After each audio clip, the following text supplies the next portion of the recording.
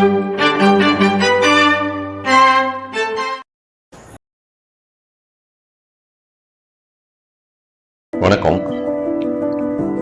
நீண்ட இடைவெளிக்கு பிறகு ஒரு 2 வீடியோ வெளியிட்டிருக்கிறோம். தெய்வம் நீ என்று உணர் 1, 2வது சொல்லதிகாரம். 2 வீடியோவுக்கும் ஆதரவு தெரிவித்த நண்பர்களுக்கும் நட்புகளுக்கும் மனமார்ந்த நன்றியை தெரிவிச்சுக்கிறேன். இந்த மாதிரி வீடியோக்கள் பூராமே இனி வரக்கூடிய வீடியோவும் சரி, இப்போ இது வரைக்கும் வந்த வீடியோவும் சரி, தனிமனித ஒழுக்கத்துக்காக வெளியிடக்கூடிய வீடியோ. கடைபிடித்தேன், அதை எடுத்துக்கிறவங்க எடுத்துக்கலாம், அது உங்களுடைய இஷ்டம்தான். நல்ல விஷயங்களை சொல்றப்ப 4 பேர் 4 விதமா சொல்லத்தான் செய்வாங்க. இருந்தாலும் அதை பத்தி நான் கவலைப்படல. எனக்கு தெரிஞ்ச சில நல்ல விஷயங்களை சொல்றோம். இந்த விஷயங்கள், இந்த வீடியோக்கள் உங்களுக்கு பிடிக்கும், தொடர்ந்து கேட்க விரும்புகிறோம் அப்படின்னா இந்த வீடியோவை லைக் பண்ணுங்க, ஷேர் பண்ணுங்க, அப்படியே சப்ஸ்கிரைப் பண்ணுங்க. அதான் நான் கேட்டுக்கிறது. இன்னைக்கு நாம பார்க்கக்கூடிய வீடியோ பார்த்தோம்னா கோபம் அப்படிங்கிற ஒரு தலைப்புல தான் இந்த வீடியோ பார்க்க போறோம். கோபம் ஒரு மனுஷனை சாதாரணமா ஒரு சுமாரா இருக்கிற மனுஷனை கூட கோபம் வந்ததுன்னா அசிங்கமா தெரியும். இந்த கோபம் என்ன பண்ணுன்னா மனசுக்குள்ள ஒரு படபடப்பை உண்டாக்கும். படபடப்பு ரத்த அழுத்தத்தை உருவாக்கும். ரத்த அழுத்தத்தை கடைசியில மாரடைப்பா கூட உருவாக்கி மனிதனுடைய உயிரையும் பறிச்சிடும். அவ்வளவு மோசமான ஒரு உணர்வு கோபம். ஏன்னா கோபம்ங்கிறது ஒரு உணர்வு தான்.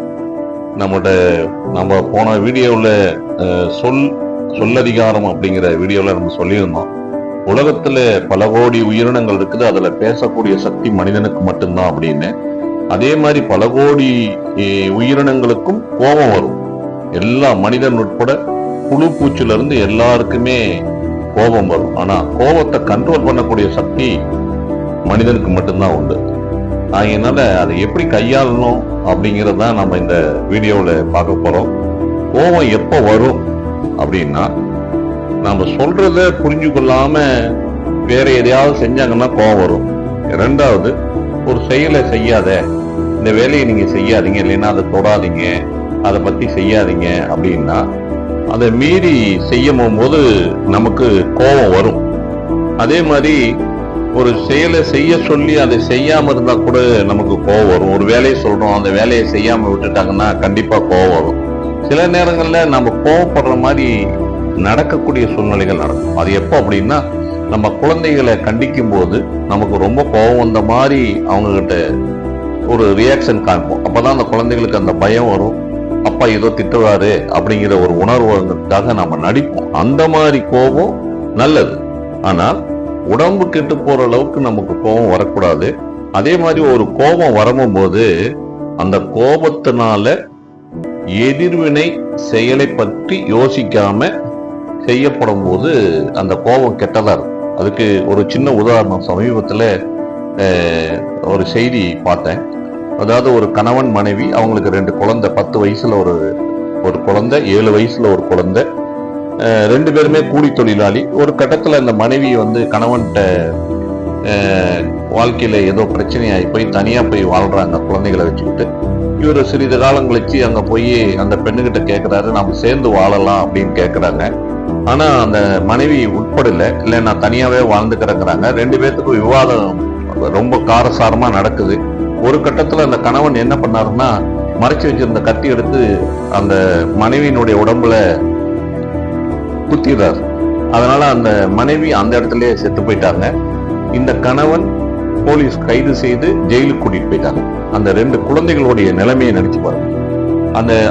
அவரு அந்த குழந்தைகளை பத்தி நினைச்சிருந்தாருன்னா இந்த செயல் செஞ்சிருக்க மாட்டாரு.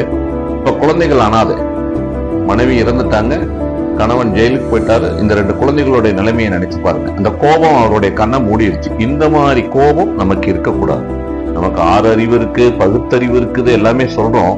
ஆனால் சில நேரங்கள்ல அதெல்லாம் மறந்து கோபம் கண்மூடித்தனமா வந்துருது. அதனால அந்த மாதிரி கோபம் நம்ம இருந்து தவிர்த்துறது ரொம்ப நல்லது.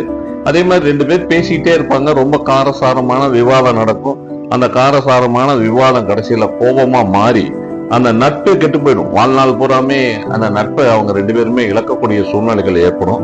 அதே மாதிரி சில உறவுகள்ல பாத்தீங்கன்னா கோபத்துல வார்த்தைகளை விட்டுருவாங்க. அந்த வார்த்தை விட்டதுனால காலத்துக்கும் அந்த உறவுகள் பேச முடியாம அந்த உறவு கெட்டு போயிடும். அதனால நம்ம பேசுறதுக்கு முன்னாடி அதனுடைய விளைவுகளை கொஞ்சம் யோசிச்சு வார்த்தைகளை விடாம ரொம்ப நிதானமா யோசிச்சு செய்யணுங்கிறது தான் ரொம்ப முக்கியம். அதே கோபத்தை எப்பவுமே நம்ம கட்டுப்பாட்டுக்குள்ள வச்சுக்கணும். கோபத்தினுடைய கட்டுப்பாட்டுக்குள்ள நாம போயிடக்கூடாது. அதுதான் ரொம்ப முக்கியம். அதுல ஒரு சின்ன விஷயம், நம்ம தமிழ் தாத்தா ஊவே சாமிநாத ஐயர் என்ன பண்ணுவாராமா, கோபம் வந்துருச்சுன்னா தனியா போய் அமைதியா உட்காந்துக்கலாம். நாம என்ன பண்ணலாம்னா, நம்ம அப்படி எல்லாம் கண்ட்ரோல் பண்ண முடியாது. நாம அந்த இடத்தை விட்டு விலகிறது ரொம்ப நல்லது. எந்த இடத்துல கோபம் ரொம்ப அதிகமா வருதோ அந்த இடத்த விட்டு சடுன்னு வெளியே கிளம்பிடணும். அந்த இடத்துல இருக்கக்கூடாது. அப்போ அதனுடைய பின்விளைவுகளை நாம தவிர்த்திடலாம். கோபம் வரப்போ அதிக கோபம், அதிக மகிழ்ச்சி, இந்த நேரத்துல எந்த முடிவுகளுமே எடுக்காதீங்க. அந்த முடிவுகள் ரொம்ப தவறா இருக்கும். யோசனை பண்ணி 2 நாளைக்கு அப்புறம் அந்த முடிவு எடுத்தீங்கன்னா அது ரொம்ப நல்லா இருக்கும் உங்களுக்கு. அதே மாதிரி நம்ம கோபம் ஒவ்வொரு நிமிஷம் எப்பெல்லாம் கோபம் வருதோ அப்பெல்லாம் சந்தோஷத்தை நம்ம கொண்டுகிட்டு இருக்கிறோம் அப்படிங்கறத, நம்மளுடைய வாழ்க்கையினுடைய சந்தோஷத்தை நாம கொண்டுகிட்டு இருக்கிறோம் கோபம் வரப்பெல்லாம் அப்படிங்கிறத நாம மனசுல நினைச்சுக்கணும். இதத்தான் அவர் வள்ளுவர் என்ன சொன்னார்னா, தன்னைத்தான் காக்கின் சினங்காக்க காவாக்கால் தன்னையே கொல்லும் சினம். ஒருத்தன் தன்னைத்தானே காக்க விரும்பினால் கோபம் கொள்ளாம இருக்கணும். அவ்வாறு கோபத்தை கட்டுப்படுத்த தவறுனானா அந்த கோபம் அவரையே அழிச்சிடும் அப்படிங்கிறார். ஆகையினால கோபத்தை தவிர்த்துடுங்க. தன்னைத்தான் கொல்லும் சினம் அப்படின்னு சொல்லுவாங்க. அதனால கோபத்தை வாழ்க்கையில தவிர்த்துட்டீங்கன்னா உங்களுடைய வாழ்க்கை, உங்களுடைய வியாபாரம், உங்களுடைய நிறுவனம், பெரு நிறுவனம் எல்லாமே நல்லபடியா நடக்கும். வாழ்க்கையில நம்ம அடுத்த கட்டத்துக்கு முன்னேற முடியும். நன்றி, வணக்கம். மீண்டும் ஒரு முறை சொல்றோம், இந்த மாதிரி வீடியோக்கள் உங்களுக்கு தொடர்ந்து வர வேண்டும் என்றால் உங்கள் நட்புகளுக்கு ஷேர் செய்யுங்க, சப்ஸ்கிரைப் பண்ணுங்க, லைக் பண்ணுங்க. நன்றி, வணக்கம்.